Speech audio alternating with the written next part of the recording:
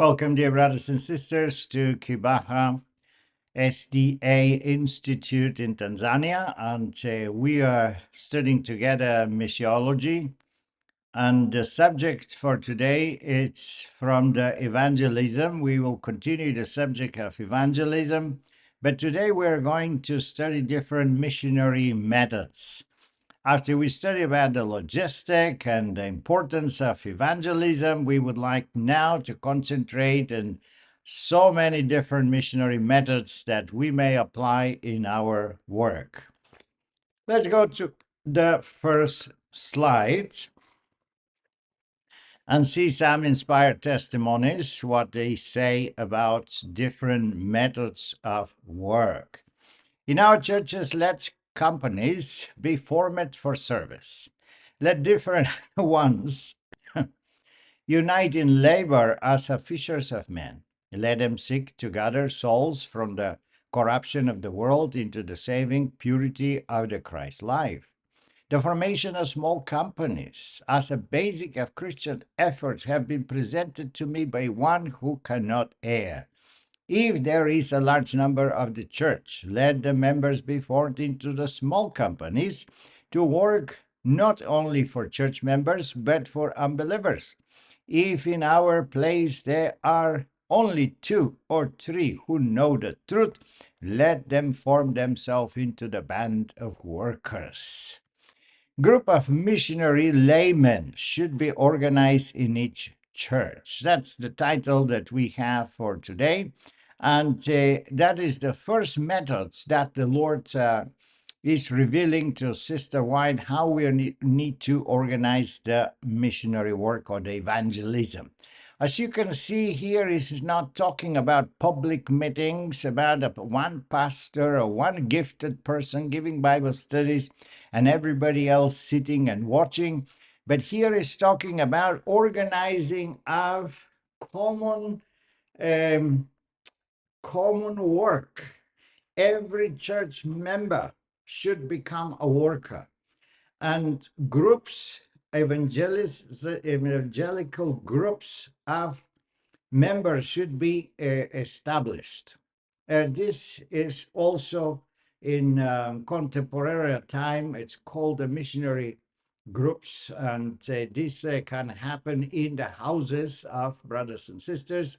They can invite in their houses friends, neighbors, relatives, and then this group of fellowship, little by little, talking and turning the conversation into the Bible, it turns into a missionary group. But the most important here is to address our eyes into the volunteers. Every pastor should understand that his duty is not so much going and doing Bible studies looking for souls, but his primary duties is to organize groups of volunteers in his church. We also present another seminar separate from here, Kibaha, from the General Conference, where systematic missionary work need to be organized. But about this, we will talk more later. But all this systematic missionary work will be impossible if we do not involve the volunteers.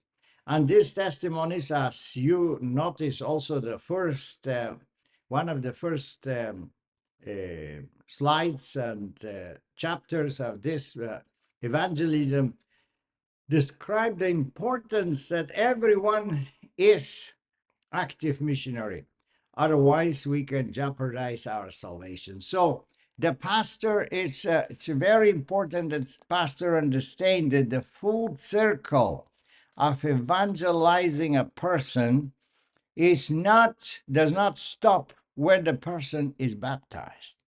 No, from baptism, the pastor need to guide that new member until it becomes a missionary and began bringing souls to the church. Then the evangelism have been accomplished. That's why every baptized member need to be part of the church, not just something abstract, without organization, because the organization is the one that provides this environment when the people can unfold and develop as missionaries. Let's continue and see some more about the groups of missionary laymen that should be organized in our church. The plan to form groups of missionary laypersons in every church have been presented by God, one who cannot err. Missionary department of the General Conference is promoting this plan, and it have brought a good result. List of names of brothers and sisters, including young people who wish to dedicate at least 10 hours a month for effective missionary work, reports they volunteer work after appropriate forum. If they are in harmony with the gospel message, they should be included in the list of missionary lay people and receive a credential. And this is very important, because by giving credentials, we are giving actually authorities to these people. And it's not necessary that we tell that all these volunteer people, they need to walk house to house. They need to go out on the street and look for souls, because maybe that is too difficult for them in the beginning. But what we can do is we can find people that are good to make contacts, and then when the new people come to the church, we assign them to the volunteers to give them the Bible studies. This will train the volunteers to give better Bible studies because they will practice, and this will also give the new souls opportunity, because the pastor cannot cover everything. He cannot give my Bible studies to everybody, especially if the whole church began to work and began to bring souls. There will be 20, 30, 50 interested souls. One pastor cannot do that, so he needs to distribute all these interested souls to the volunteers, and then the volunteers had to give the Bible studies. And from these Bible studies, actually, the best will be presented as candidates for baptism, and then the pastor can interfere and give the Bible studies for preparation of baptism, and then the best of them, they can be baptized. So we see how quantity determines the quality, because sometimes we say we are for quality, but we're not for quantity. But if we don't have quantity, we do not have quality. So we need to achieve a high quantity of souls that are achieved by our volunteers, that are invited to the church, that are connected with these groups of volunteers, and that they receive the Bible studies. Another testimony: in the large churches, small companies of 6 to 8 people should be organized. Each group should have their coordinator who supervise and coordinate the work of the group in the cooperation with the church missionary leader. God's plan is that every member be part of the body of missionary lay people, each one cooperating and supporting the plan so it may be finalized. Now is the time. So, my dear brothers and sisters, you see that this is the method one, the most important, the most successful. It doesn't cost extra funds. It costs only the gift of inspiration to inspire the people, to invite them. And as we mentioned before, it's also not necessary that the pastor believe in the first call that he make, all the church members will join. Let him begin with those who volunteer, a smaller group, as it says here, 6, 8 people. But then you will tell your experiences, you will be kindled with enthusiasm, and then more and more new people will join the lines of that army of missionaries. Here is another point A. We need to pay attention to the young people. And young people in the world have a specific needs, and the young people in the church have specific needs. So if we want to achieve the contact with the young people and appeal to the young people, then we need to go to their level to investigate which are the needs that they have, and then we present solution in the church, and that is the best way of missionary work we can ever do. The Lord have appointed the youth to be his helping hand. So the first things we need to understand is we need to involve the young people in the church, in the missionary work. Because the one that knows the problematic of the young people, the ones that knows how to appeal to the young people in the world, these are the young people that are already in the church. And in order to create such a missionary activities in the level of the young people and for the young people, we need to be able to enroll the young people from the church into the activities. Let's read here the testimony of Sister White. With such an army of workers as our youth, rightly trained, made furnish, how soon the message of crucifying, raising, and soon coming Savior may be carried to the whole world. How soon may the end come and end the suffering or the sorrows of sin? How soon, in places of positions, there with its blade of sin and pain, our children may receive their inheritance, where the righteous shall inherit the land and dwell therein forever, where the inhabitants shall not say, I'm sick, and the voice of the weeping shall no more be heard. So once again, this is appealing to the young people. And here that is it's very important for us as missionaries, as leaders in the church, to understand that. I have been visiting many places for reorganization, and once I was in, especially in Africa, I was in one place, and by opportunity, I call all the young people to come separately, and we have a meeting where we had to talk, questions and answer for the young people. And what I found out is that the young people have so many questions, and some of them so simple.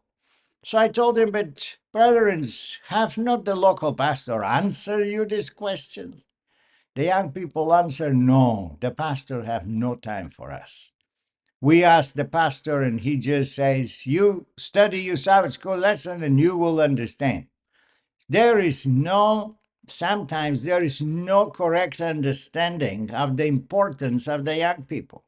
The pastor needs to have a special Bible studies only for the young people. Need to collect the young people together and give them a special programs every Sabbath or some Sabbaths of the month. A youth Sabbath should be designed where in the afternoon the young people should give their testimonies, their music pieces. A special attention need to be given to the young people. And most of everything, training and Bible studies. So the young people should not be disregarded. Many times we invite in the missionary school people and young people to join the missionary school, and there are many who wants to join, but sometimes we filter the young people. We filter based on how good their reputation is. Oh, that young man have too many questions, that's why he's not for missionary school. And this brother or this sister, they are bothering the pastor. They asking question after the ceremony, why like this and why like that? So these people are not for the missionary schools. Brethren, that is very wrong, because exactly the young people that ask questions, they have interest, they have the enthusiasm. And once they receive the questions, the problem is that the pastor should be also prepared to answer the questions.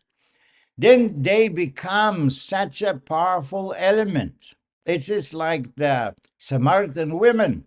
that was not a woman with good reputation, but because Jesus addressed to her the message in the right way, what happened is that she became very successful missionary. And that's what we need today. We need the Samaritan women, but in the eyes of the young people.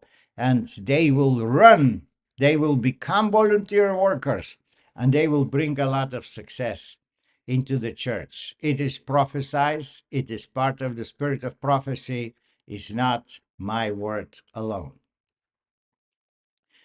Point B, we have adults. And adults, we usually attend it, but the question is if we attend them correctly.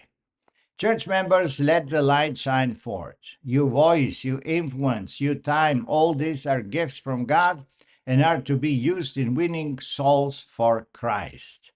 We are Christ's witnesses as we are not to allow worldly interests and plans to absorb our time and attention. Not upon the ordinated ministers only resist the responsibility of going forth to fulfill its commission. Everyone who hath received Christ is called to work for salvation of his fellow men. So if the young people, the problem with the young people is the communication. Many times the pastor speaks here, the young people understand here. There is no connection, there is no understanding of their problems and their necessities. When we're talking about adults, we're talking about different problematic, and this is the problematic of busyness. The adult people are busy, working for money, for money, for money. So we need to appeal to the adults in a different manner. And we need to make it in such a way that the missionary activities does not interfere to their working plans. It should be directed into the Sabbath. Sabbath afternoon is a wonderful time to do missionary work. We should not think this is transgressions of the Sabbath. We should direct maybe on Sunday some missionary trips and activities. And if during the week we need to target the evening hours when our brothers are coming out of work and they are not busy. So this means that the pastor has to create a plan that does not interfere in the work of our brethren. Same thing as if a seasoning, sometimes according to the season, if the majority of the members are busy with agriculture, they are busy during the summer. And summer is that they are working from early in the morning when sun rays until the sunset, they are on the field. And Sundays are super busy days. So summer is not a good time to tell them, let's go do missionary work. And also the people in the big cities, they are on vacation during the summertime. So the best time will be then autumn and winter and spring. That will be a good time that we go out and we do missionary work. And you need to consider these obstacles, because otherwise, if you are requiring from the people something that you know they cannot deliver, this is a bad leadership. This is it ends up in disaster.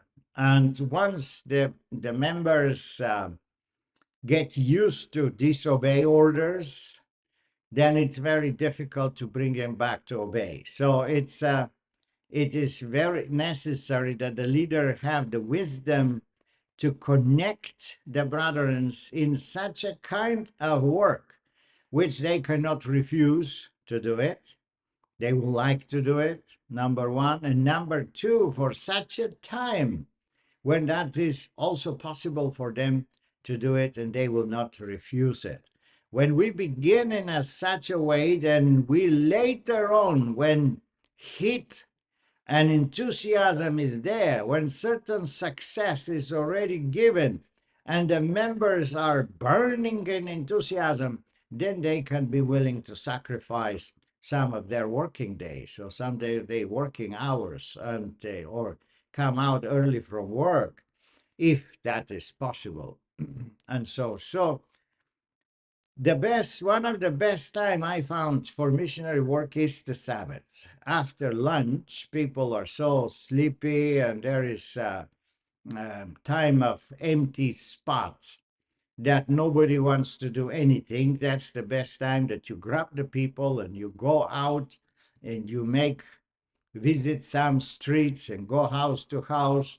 Or if you're in the church, you have the interested people coming there, you distribute them to the lay members, and then let them give Bible studies in groups, depending on the level. Somebody are just in the beginning, the first lessons. Some other are already in the middle of the Bible course. Some others are already ending the Bible course, so they can be three groups for different levels, and they can give the Bible studies. And two or three of the brethren can read the Bible corresponding course, and then they can discuss together point by point, and that makes it a circle where everybody feels welcome, and it is a wonderful way of giving Bible studies in the church. And this is how to address the adults. If the young people need attention and need other young people to lead the young people, the adults need a plan that um, includes activities that are not um, to be rejected, that are totally possible, and include time of work that does not turn into a stumble block for them. Once this good plan is presented, then we have to go and carry it out. We have another group of people in the church, and this is the elderly. In many places, they are believers who, when they retire, dedicate a major part of their time to working for souls. This receiving joy and blessing. Their living experience with the Lord may be an inspiration to many. While we have strength, let us be an influence of Jesus to those who are within our sphere of influence. They may help with the means God have given them. A work of great value have been done by the elderly when, even though they are unable to go out, they systematically pray for those who work and have a list of interested souls for whom they pray. So you see that the elderly, we have here two groups of elderly. Some that are elderly, retired, they have time and means, and they have the desire to dedicate their time as a volunteer workers. These people we should not miss, not even one. We need to give them their credentials and need to authorize them that they feel they are volunteer workers and missionaries and they have to go and work. That's one group of people. The other group of people are the elderly that are no longer capable to go out to give Bible studies. They cannot walk so much. They have pain here and pain there. But these people, they also need to be organized in prayer groups. One of the methods of missionary work is the prayer. You meet a person on the street or in the bus station or during your trip, and then you ask the person what kind of profession he have, or he's studying working, and then you ask if he's willing that we as a church pray for him so he can be successful. So if the person say, oh yes, yes, pray. So you take his name, you take his phone number, because you say we want to check if our prayer have given some success. And then you pass this name to that praying group. They can include him to the prayer list, and then it is done. Then you just check from time to time how it's going. It is some improvement in your work, in your study, If somebody is sick, do you feel better now? How is the hospital treating you? And so on. So it's very important as a system of missionary work that we have a praying group. And that praying group can enter, for example, the mothers that have small children, they cannot go out, they have to stay home. So they can be part of the prayer group. The elderly that cannot go out, they can be part of the prayer group. And they will be very happy because they will have this list. They will pray constantly and they want to have feedback, to hear how is that man doing? How's that sister doing? Is some improvement in the hospital? And when there is positive news, oh, this prayer group, they are so happy. They're so happy because uh, some achievements have been succeeded. Another point is related to the children. Even the children should be taught to do little errands of life and mercy for those less fortunate than themselves. What we understand here, brothers, that even the children can join missionary activities. If the father and mother are going in the streets, they want to give Bible studies, what the child can do? Accompany them. I remember when I was going and doing some canvassing work in Los Angeles, I was always going with my daughter, house to house. And my daughter was so happy because she will see some dogs here. In other house, she will see some flowers that she loved. She had about 4 or 5 years of age. And she enjoys so much. And when people open their door and they see me with my daughter, all the prejudice are gone. And they'll say, oh, she's so cute. And so we were talking about children, then we will talk about the dog, then we talk about the cat, and then we will turn into health, and then I will present the health books that we have or a magazine, and they will be so happy and support also the church financially. So getting the children, involve the children into this is very important. Until today, my daughter says canvassing is like I have grown up with that. So she knows what it is. And at any moment, if the church asks her to participate, she's ready to go. So that's why children are important to be part of the business of the church. Parents should teach their children the value and right use of time. Teach them that to do something which will honor God and bless humanity is worth striving for. Even in their early years, they can be missionaries for good. Yet, young men and women and children go to work in the name of Jesus. Let them unite together upon some plan and order of action. So, my brothers, we see here the importance to involve the children into the missionary work. Maybe we give a Bible studies and we can invite the child with us. We need to be very careful because if we invite the children, then we need to involve the children. Because if the children just sit there and they listen what the elderly are talking and children are not participating, they will lose interest and they will be bored, and that have a negative impression. But if we create a Bible study in such a way, like a game, when everybody discover Bible verses and have to look in the book and find out this and find out that, then the children are involved and they enjoy these Bible studies. They themselves discover things and bring something to the table. And that, brothers, that will be blessing for the interested soul, blessing for your children, and everybody will be spiritually refreshed and will enjoy the time.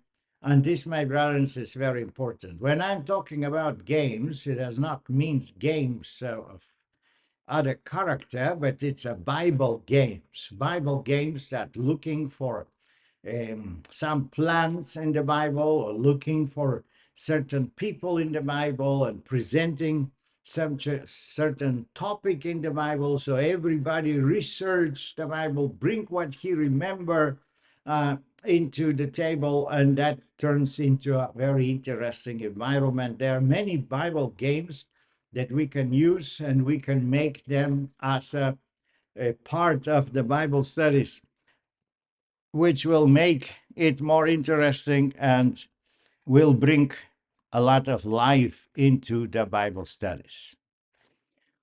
If we are doing so, we will have eternal reward. It is not a vain thing to serve God. There is a priceless reward for those who devote their life to his service. And however should our service or humble our work, if a simple faith of following Christ, we shall not be disappointed of the reward. That which even the greatest and wisest cannot earn, the weakest and most humble may receive. Blessed be the recompense of grace of those who have wrought for God in the simplicity of faith and love. And this is, my dear brothers, what we have to achieve. This reward earning spirit. We need to see how the people are accomplishing things, and they feel the peace in their heart, they feel the success in their lives, and they are rewarded. And when they are rewarded, they are accomplished people in life, and accomplished people in life are happy people. And when we see these happy people, this happiness is contagious, and we want that everybody feels happy, everybody feels accomplished. For that reason, we need to distribute the work very wisely in such a way. The children have their parts, the elderly have their parts, the adults have their parts, the young people have their parts, and everybody have planified way of doing things, and the plan is made so wisely that this everybody in his age, he can do things that are not difficult, that are in the sphere of possibilities. So he do it and he feel accomplished. He feel happy because they are fruits, they are results. That is the mystery of leadership.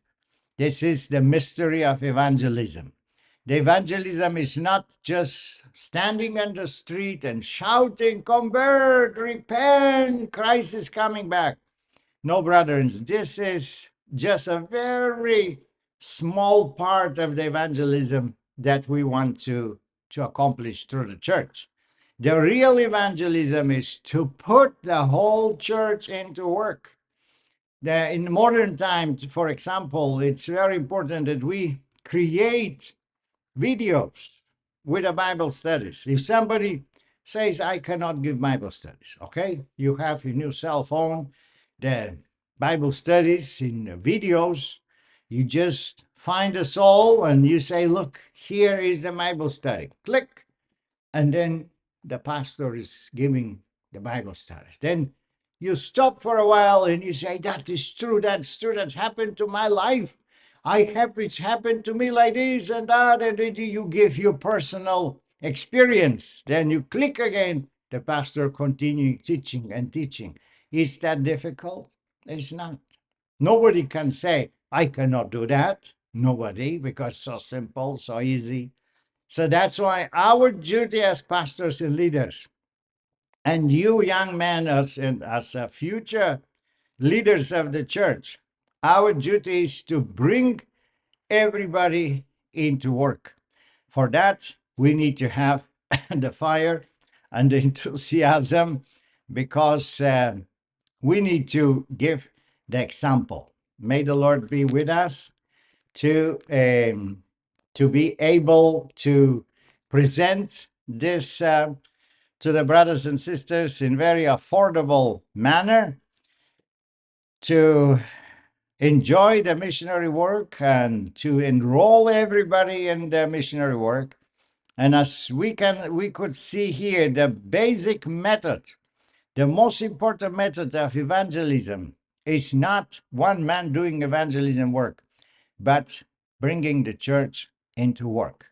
May God be with you. And in your praxis as missionaries, you will be assigned to work for churches. And there you need to figure it out together with the leaders how you will be involved, or how you can be involved into bringing this enthusiasm to the church and taking with you young people, elderly people, children, and involve all of them in the evangelism work. May God be with you. Amen.